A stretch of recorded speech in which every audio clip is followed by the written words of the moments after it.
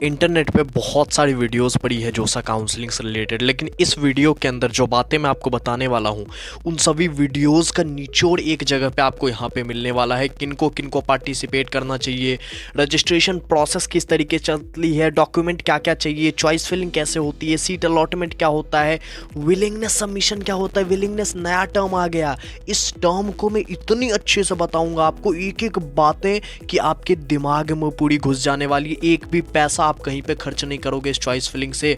इस चीज़ों के रिगार्डिंग सीट एक्सेप्टेंस फी क्या होता है, parcel admission fee, document verification, admission process complete क्या होता है। एक जो गांव का लड़का है ना, जो जेई मेंस का एग्जाम देता है, बीटेक में एडमिशन लेना है, उसको जोसा काउंसलिंग करनी है, उसको कहीं इधर उधर नहीं भटकेगा। इस वीडियो को देखने के बाद खुद से पूरी की पूरी काउंसलिंग करेगा वो। इस वीडियो में ऐसी ऐसी बातें मैं आपको बताऊंगा, बस वीडियो को एंड तक जरूर से देखना। टोटल 114 कॉलेजेस के लिए आप यहाँ पे फाइट कर रहे हो। 23 आईआईटी, 32 एनआईटी, 26 ट्रिपल आईटी और 33 जीएफटीआईज के लिए यहाँ पे आप फाइट कर रहे हो अपनी जेई मेंस की रैंक पे। पहली स्लाइड के अंदर बात करते हैं कि किनको किनको पार्टिसिपेट यहाँ पे करना चाहिए। सबसे पहला स्लाइड मैं यहाँ पे आपके सामने ओपन करता हूँ। जोसा के लिए आपकी कोई फ़ी नहीं लगती, एक भी फ़ी। जैसे रजिस्ट्रेशन फ़ी होता है ना, हमने रजिस्टर किया उसके बाद फ़ी पेमेंट कर दो भैया, ऐसा कोई नहीं है। जब तक सीट नहीं मिलता एक भी पैसा आपको नहीं देना है जोसा के अंदर, ये चीज़ आप समझिए। उसके बाद अगर आपकी मर्जी है आप पार्टिसिपेट कर सकते हो, लेकिन अगर मेरी मानो तो अगर आपकी रैंक 1 लाख से कम है ना, तो इसमें एनर्जी डालने का मतलब नहीं बनता है। 1 लाख से कम अगर आपकी रैंक है तो इसमें मत ही डालो, ठीक है, एनर्जी आप अपनी, इसको जाने दो आप।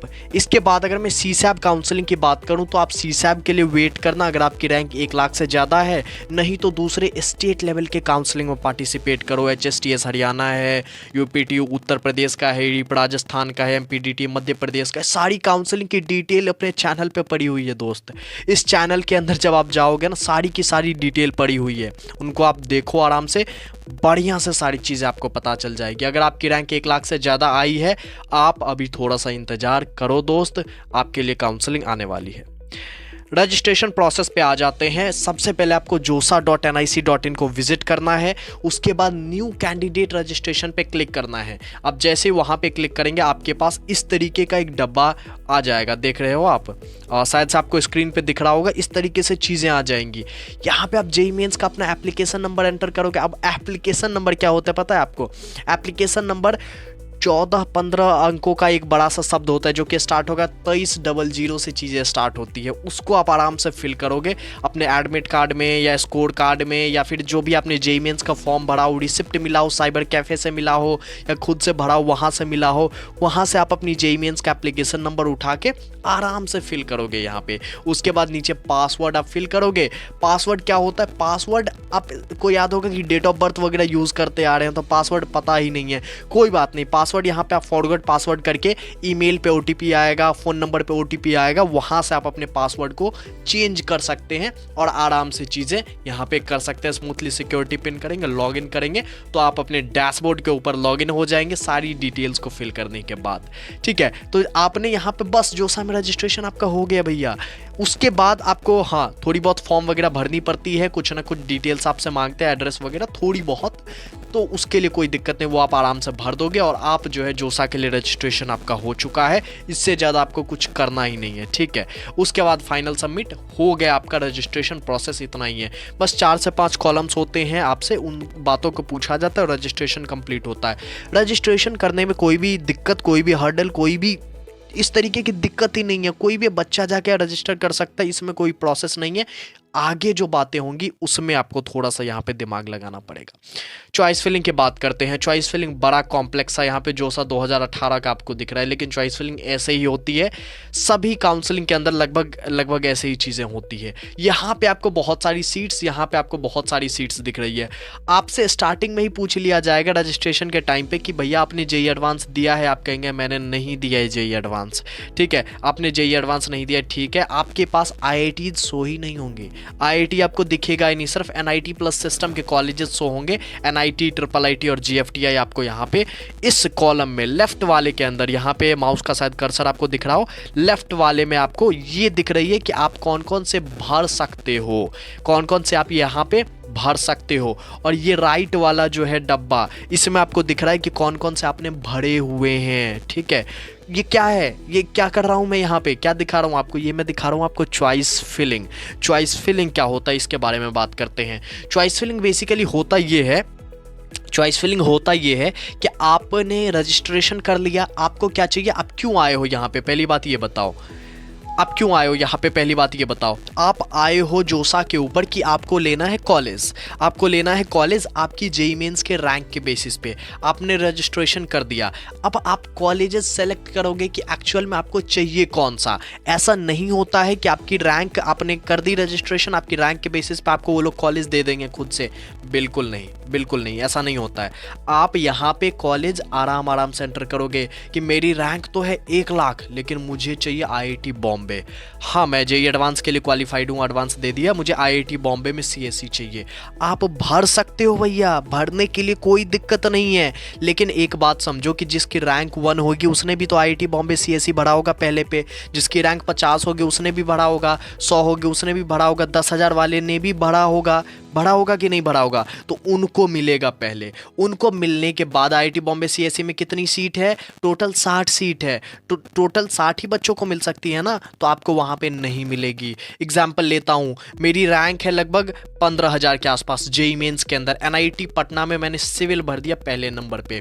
अब क्या होगा कि एनआईटी पटना में सिविल जो है मुझे यहाँ पे मिल जा रहा होगा। क्यों मिल जा रहा होगा, क्योंकि 15,000 से नीचे जिनकी जिनकी रैंक थी ना, उनमें से टोटल 60 बच्चों ने सिविल नहीं भरा था ऊपर, उनको कुछ ना कुछ मिल गया, ठीक है। और सिविल उनमें याद तो था ही नहीं एनआईटी पटना चॉइसेस के अंदर। तो बेसिकली ऐसे प्रोसेस चलती है कि मैंने अगर कोई चॉइस यहाँ पे भरा है, वो चॉइस अगर मेरी रैंक से अच्छे रैंक वालों के तक ही भर गया, ताकि 60 सीट अलॉट हो गया, 120 सीट अलॉट हो गया, तो मुझे तो वो नहीं मिलेगा। लेकिन अगर सीट बचा हुआ है तो मेरी रैंक पे वो मिल जाएगा। इस चीज़ को आप क्रोनोलॉजी समझो, पूरी किस तरीके से प्रोसेस चल रही है, उस हायरार्की को थोड़ा सा समझने का प्रयास करो। बहुत आसान है, ज़्यादा दिमाग लगाने की ज़रूरत नहीं है, बड़ी इजीली आप समझ जाओगे। तो लेफ्ट में यहाँ पे सारे के सारे कॉलेजेस आपके पास रहते हैं, जितने 114 कॉलेजेस के मैंने नाम बताए। अगर आपने एडवांस नहीं दिया है तो 23 आईआईटी आपको शो नहीं होंगे, सिर्फ एनआईटी, ट्रिपल आईटी और जीएफटीए आपको यहाँ पे शो होंगे। और उनमें से आप यहाँ पे ऐड के बटन पे क्लिक करोगे तो ऐड हो जाएगा, फिर ऐड करोगे तो फिर वो दूसरे पे ऐड हो जाएगा, तीसरे पे ऐड होगा, चौथे पे ऐड होगा। अब यही चॉइस फिलिंग को भरने के लिए ना लोग 15-15, 20-20 हज़ार रुपये दे रहे हैं। भैया इसकी कोई ज़रूरत नहीं है, बहुत जनरलाइज्ड चीज़ है ये। कोई भी आएगा आंख बंद करके आईआईटी बॉम्बे पहले पे भरेगा, सबसे लास्ट में यहाँ पे एनआईटी अगरतला, एनआईटी मेघालय, नागालैंड भरेगा। तो उतना दिमाग तो आप खुद से भी लगा सकते हो। मेरे हिसाब से इतनी चीज़ें, इतनी सेंस तो सब में है। हाँ, लेकिन थोड़ी बहुत चॉइस फिलिंग वगैरह के लिए आप 15,000 तो मत ही पे करना, ये चीज़ मैं कहूँगा। 200-250 का कोई बढ़िया सा सीट खरीद लेना कहीं से, वो चीज़ आप यहाँ पे भर सकते हो, ठीक है, आराम से। लेकिन खुद का भी दिमाग होना चाहिए, क्योंकि अगर होगा सेंस थोड़ा सा, तभी तो आप समझ पाओगे कि उस बंदे ने काउंसलिंग करी है तो सही भी किया है या नहीं किया है, कुछ भी करके जा रहा है। तो उस चीज़ को आप समझे, इसीलिए इस वीडियो के अंदर मैं पूरी डिटेल में यहाँ पे आपको बता रहा हूँ। अगर आपने अब चॉइस फिलिंग आपने कर दिया, यहाँ पे शायद आपको दिख रहा होगा लॉक का ऑप्शन, सेव एंड कंटिन्यू करोगे सारी चीज़ों को, उसके बाद लॉक चॉइस करनी होती है। अगर आपने चॉइस लॉक नहीं किया, फिर भी चॉइस अपने आप लॉक हो जाएगी, सिस्टम लॉक कर देगा। लॉक करने का मतलब क्या होता है बेसिकली, कि आप चॉइस को दोबारा एडिट नहीं कर पाओगे, यानी कि अरे यार शुरू में तो मैंने आईआईटी मेघालय, एनआईटी जो है मेघालय भर दिया, ठीक है। अब एनआईटी मेघालय जो मैंने शुरू में भर दिया, अब वो तो गलती हो गई मेरे से, ऊपर मुझे आईआईटी बॉम्बे रखना चाहिए था। अब उसको आपको एडिट करना है। अगर आपने लॉक कर दिया है ना, तो आप एडिट नहीं कर पाएंगे। अगर आपने लॉक नहीं किया है तो आप एडिट कर पाएंगे। और जब अलॉटमेंट आनी होती है, जब डेडलाइन होती है कि आज आप 9 तारीख को यहाँ पे 10 बजे रात के बाद जो है सीट चॉइस फिलिंग नहीं कर पाएंगे, तो 10 बजे रात में आपकी सिस्टम ऑटोमेटिकली लॉक कर देता है, अगर आपका लॉक नहीं होता है तो बेहतर यही है कि आप लॉक ना ही करें, क्योंकि कभी भी दिमाग में आ सकता है एडिट करने का, कभी भी कुछ आ सकता है। ऑटोमेटिकली सिस्टम आपका लॉक वहाँ पे कर देगा, कोई दिक्कत उसके लिए है नहीं। तो चॉइस फिलिंग की सारी प्रोसेस को हमने यहाँ पे समझा। अगली स्लाइड के ऊपर यहाँ पे हम लोग जंप करेंगे। अब आ जाते हैं काउंसलिंग प्रोसेस के ऊपर कि काउंसलिंग एक्चुअल में किस तरीके से होती है। ठीक है, हमने चॉइस फिलिंग तो कर ली, हमने सारी चीज़ें कर ली। अब चॉइस फिलिंग हम कर किसके लिए रहे हैं, किस तरीके से। तो पहले जो दो मॉक राउंड्स आपके होते हैं, मॉक राउंड क्या होता है, अब इस नए टर्म को हम समझते हैं यहाँ पे कि मॉक मतलब होता है कि आपको एक तरीके से प्रैक्टिस करवाया जा रहा है, काउंसलिंग प्रोसेस की एक ब्रीफिंग दी जा रही है। ठीक है, कि बच्चों को एक अच्छा सा आइडिया लग जाए कि काउंसलिंग किस तरीके से एक्चुअल में होती है। ठीक है, तो उस आइडिया को देने के लिए आपको यहाँ पे दो मॉक राउंड्स होते हैं जिसमें आप चॉइस फिलिंग करते हैं। आपकी अलॉटमेंट आती है 2 बार, लेकिन वो बेसिकली अलॉटमेंट आपकी एक्चुअल अलॉटमेंट नहीं होती कि हाँ एक्चुअल सीट यही मिला है, वो नहीं होती है। आपको बेसिकली ये बताने के लिए किया जाता है कि इस तरीके से काउंसलिंग आपकी होती है। ठीक है, तो उसको आप सीरियसली नहीं लेंगे। हाँ, स्टार्टिंग में गेम उस तरीके से कर सकते हैं, हाँ गेम ही खेल रहे हैं एक तरीके से। ठीक है, तो उसको आप समझ सकते हैं, लेकिन उसके बाद फाइनल काउंसलिंग आपकी स्टार्ट होती है। उसके बाद राउंड 1 के लिए आप चॉइस फिलिंग करते हो।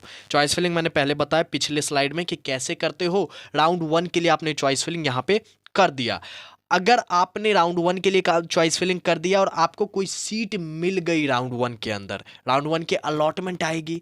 अब राउंड 1 के अलॉटमेंट जैसे ही आएगी तो आपको कोई ना कोई सीट मान लीजिए यहाँ पे मिल गया।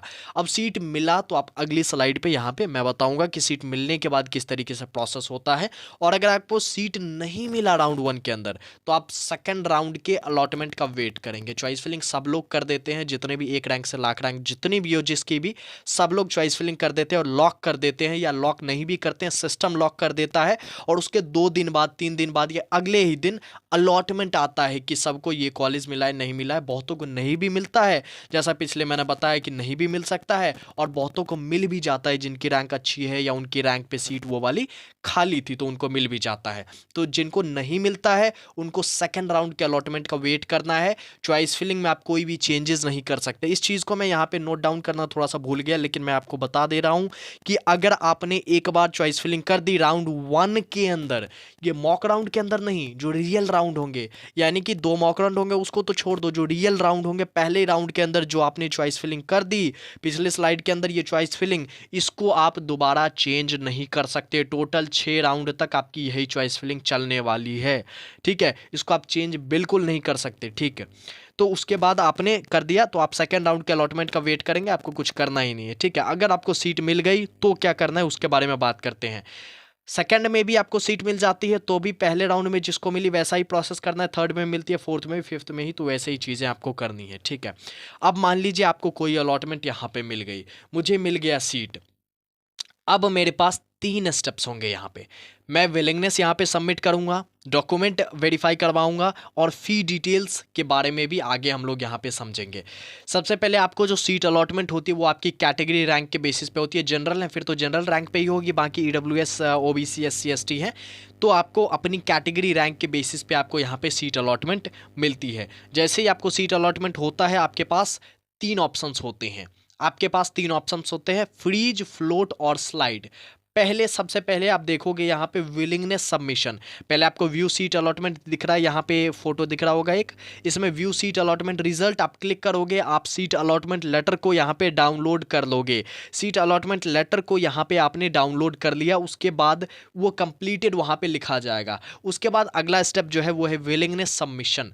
विलिंगनेस सबमिशन के अंदर क्या होता है, विलिंगनेस क्या चीज़ है? विलिंगनेस एक तरीके से होता है कि आपका किस तरीके से उस सीट के ऊपर जो आपको कॉलेज मिला है उसके ऊपर आप क्या करना चाहते हो, उसमें आपका क्या भाव है, क्या विचार है। फ्रीज करना चाहते हो क्या उसको? फ्रीज मतलब क्या होता है कि उस फ्रीज अपने कॉमर्शियल शब्दों में क्या यूज़ करते हैं हम लोग कि यार वो जो फ्रीज कर दो, इसको, इस चीज़ को रोक दो। ठीक है, तो फ्रीज मतलब हो गया कि वो जो कॉलेज मुझे मिला है और वो जो ब्रांच मुझे मिली है वो मुझे दे दो, यही मुझे चाहिए थी, यही मेरा डिज़ायर्ड है। ठीक है, तो इस चीज़ को फ्रीज मतलब हो गया कि हाँ यही तो मुझे चाहिए भैया।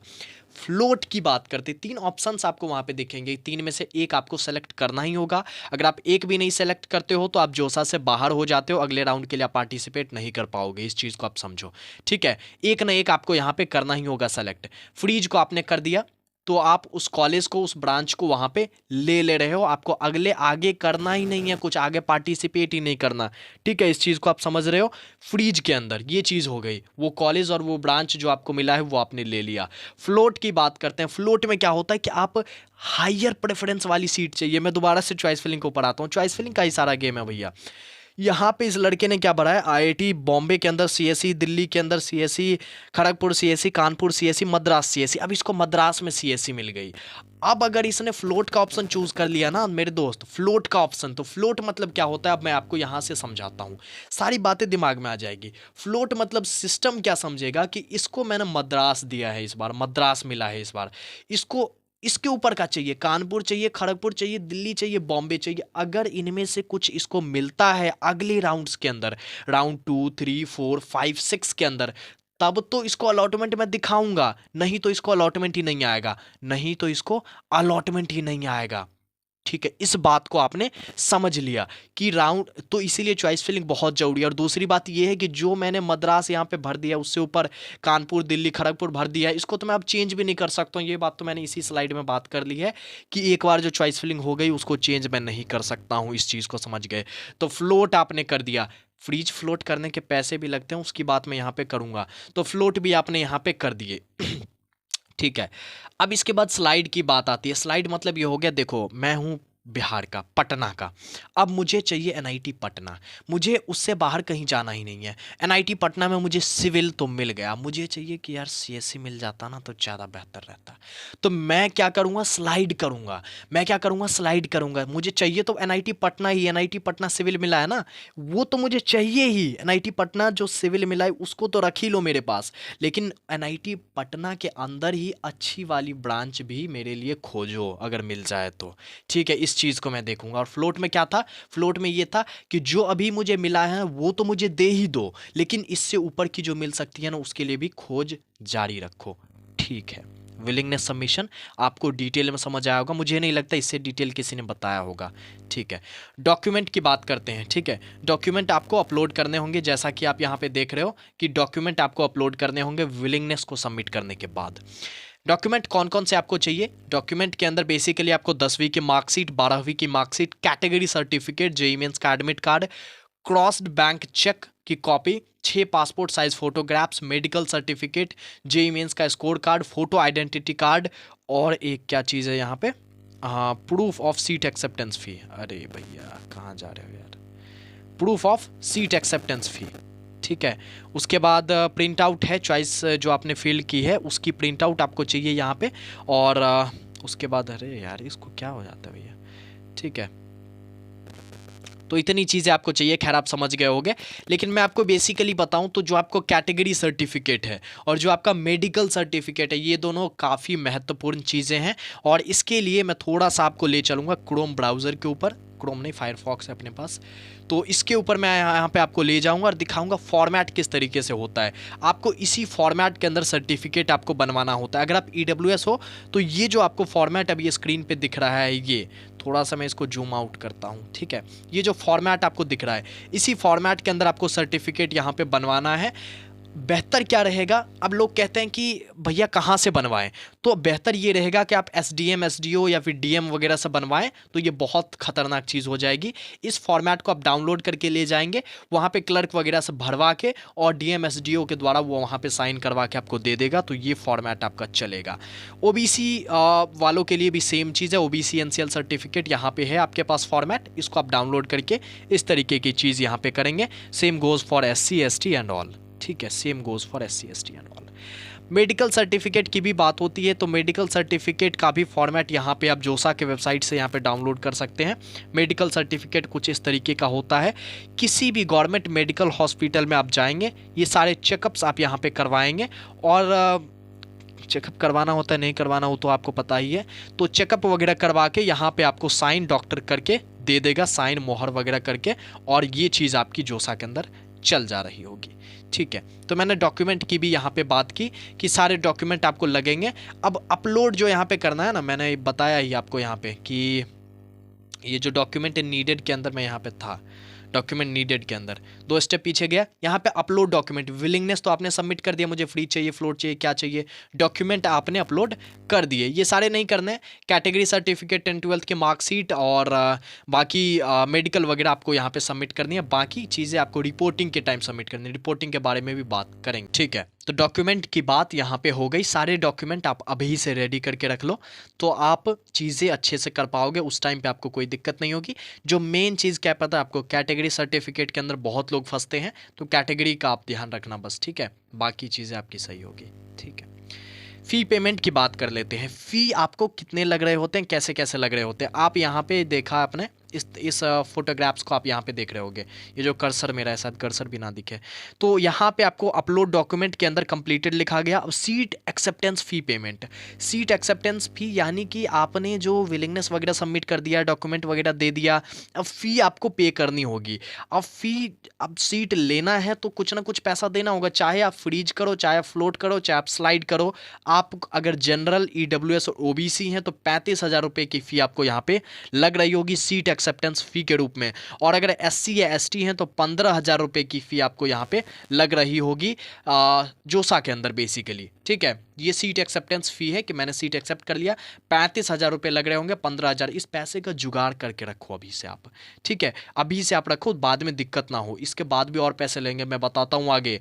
Document verification will be carried out online by uploading your docs on website, and if they find an discrepancy they will reject it and you have to again upload. अगर आपने डॉक्यूमेंट अपलोड कर दिया, document आपको online ही upload करना है, मैंने बता दिया आपको, डॉक्यूमेंट आपने अपलोड कर दिया और फिर आपको यहाँ पे कोई दिक्कत आती है डॉक्यूमेंट में, तो वो लोग वहाँ से डिस्पेरेंसी रेज करेंगे कि आपके डॉक्यूमेंट में ये गड़बड़ है, स्पेसिफाई करेंगे अच्छे से, फिर आप उस चीज़ को सही करके दोबारा अपलोड करोगे वहाँ पे डॉक्यूमेंट, ठीक है। उसके लिए भी समय दिया जाता है, तो उसके लिए भी चीज़ों का आप ध्यान रखें, डॉक्यूमेंट अच्छे से रखें। डॉक्यूमेंट के कारण से सीट रिजेक्ट हो जाती है और आप फर्दर राउंड के अंदर भी पार्टिसिपेट नहीं कर सकते। डॉक्यूमेंट बहुत खतरनाक चीज़ है। अब मान लो किसी ने ओबीसी क्लेम कर दिया, सर्टिफिकेट है ही नहीं उसके पास, तो वो क्या करेगा भैया, तो उनको डॉक्यूमेंट अच्छे से देखना पड़ेगा ना, इसीलिए मैं कह रहा हूँ। अब देखो, candidate can either withdraw from counselling at this stage by not selecting any willingness. आप कोई भी विलिंगनेस सेलेक्ट मत करो, काउंसलिंग से आप बाहर हो जाओगे। ये बात मैंने पहले भी कही, यहाँ पे लिखा हुआ भी है, तो इस बात को आप ध्यान रखेंगे।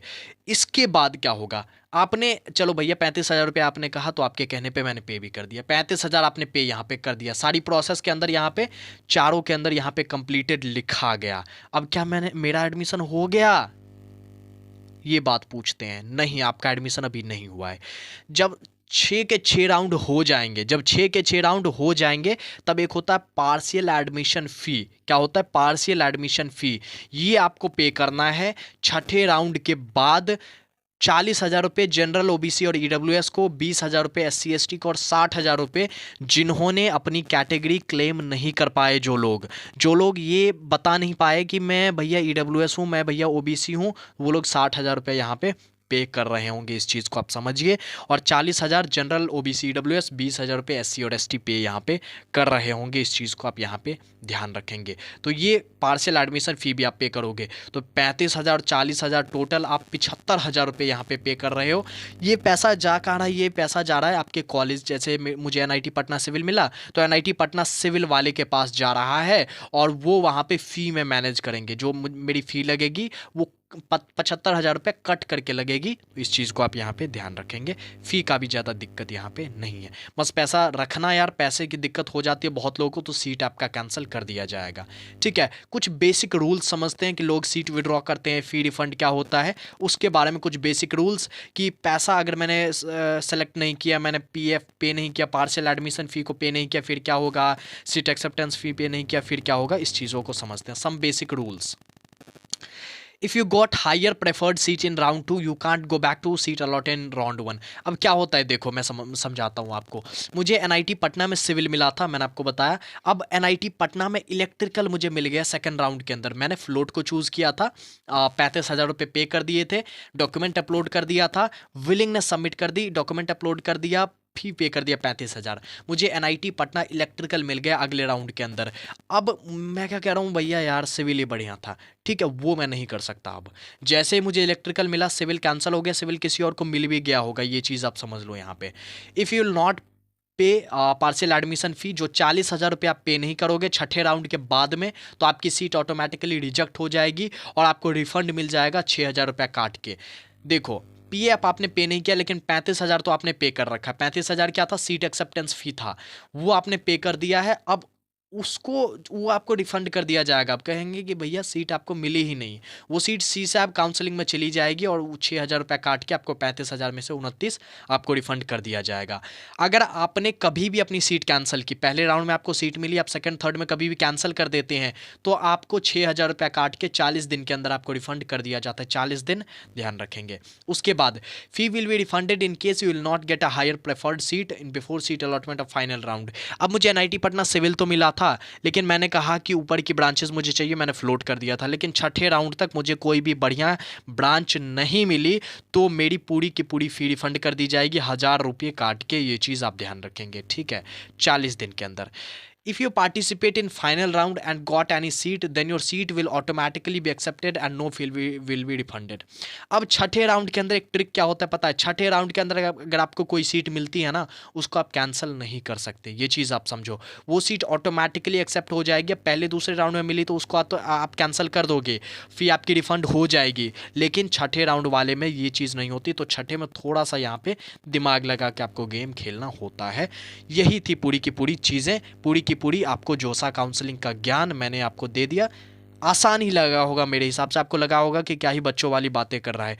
क्यों लगा है बच्चों वाली बातें, मैं आपको बताता हूँ। क्योंकि मैंने 26 मिनट 25 मिनट में इतनी डिटेल में आपको बताया है, किसी ने आज तक बताया ही नहीं होगा, मैं यहाँ पे कह रहा हूँ। इसके बाद होता है सीसैप काउंसलिंग। इसमें जो सीट्स बच जाती है आईआईटीज़ के अंदर, एनआईटी के अंदर, ट्रिपल आईटी जेएफटीआई के अंदर, आईआईटी के अंदर जो सीट बच जाते हैं वो तो बच जाते हैं, उसमें एडमिशन नहीं होता। एनआईटी, ट्रिपल आईटी, जेएफटीआई के अंदर जो सीटें बच गई उसमें काउंसलिंग होगी, सीसैप की काउंसलिंग। बड़ी भयानक लेवल की काउंसलिंग है ये, गोल्ड है। कम रैंक वाले बच्चों के लिए, जिनकी रैंक 2 लाख, 2.5 लाख, 1.5 लाख, 3 लाख है, उनके लिए गोल्ड है ये सीसैप की काउंसलिंग। इस चीज़ को आप समझो यहाँ पे। और सीसैप काउंसलिंग के बारे में डिटेल में डिस्कस करेंगे हम लोग अगली वीडियो के अंदर। आप इंतजार करना उस वीडियो का, पूरे अच्छे तरीके से बताऊंगा उस वीडियो के अंदर आपको मैं। थैंक यू सो मच इस वीडियो को देखने के लिए। चैनल को सब्सक्राइब करें, अपने दोस्तों के साथ शेयर करें कि इतनी भयानक वीडियो जोसा काउंसलिंग के ऊपर आई है। इस वीडियो को आप जरूर से शेयर करें। बाकी बहुत बहुत धन्यवाद आपका इस वीडियो को देखने के लिए। स्लाइड्स का लिंक आपको मिल जाएगा डिस्क्रिप्शन में, और बाकी जो डॉक्यूमेंट वगैरह के लिंक है वो भी डिस्क्रिप्शन में आपको मैं प्रोवाइड यहाँ पे करा दूंगा। Thank you so much.